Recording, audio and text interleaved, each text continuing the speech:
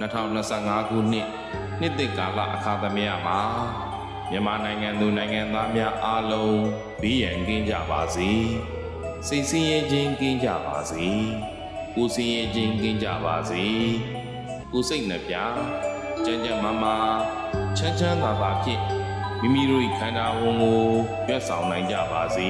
။ကကြီးသုံးပါရန်သူမျိုး၅ပါးဘေးတို့မှကင်းဝေးချမ်းသာကြပါစေ။ဆင်းရဲဒုက္ခအပေါင်းမှလွတ်မြောက်၍စည်းစိမ်ချမ်းသာများတိုးပွားနိုင်ကြပါစေ။လူအချင်းချင်းနှဲ့ပတ်ခြင်းကင်းရှင်းကြပါစေ။အထင်သေးခြင်းအချင်းချင်းကင်းရှင်းကြပါစေ။ဆင်းရဲလူချင်းအချင်းချင်းကင်းရှင်းကြပါစေ။တဦးနဲ့တဦးကောင်းကျိုးလိုလားသောစေတနာမေတ္တာများအပြန်အလှန်ထားရှိနိုင်ကြပါစေ။လောကအကျိုးလူအကျိုးများကိုသယ်ဖို့ဆောင်ရွက်နိုင်ကြပါစေ။ကိုယ်စိတ်ချမ်းသာခြင်းအကြောင်းကောင်းမြတ်သောခတ်သိမ်းဥသော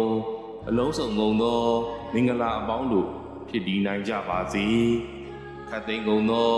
နတ်မြတ်နတ်ကောင်းနတ်အပေါင်းတို့အမြဲမပြတ်စောင့်ရှောက်ကြပါစေ။ယရဏသုံးပါးဤတကုဒီဇောမေတ္တာအာနုဘော်တော်တို့ကြောင့်နေရောညင်မှာဘေခမပြတ်အခခတ်သိမ်းကိုယ်စိတ်နှဖျားငြိမ်းချမ်းသာခြင်းရှိကြပါစေကုန်သတည်း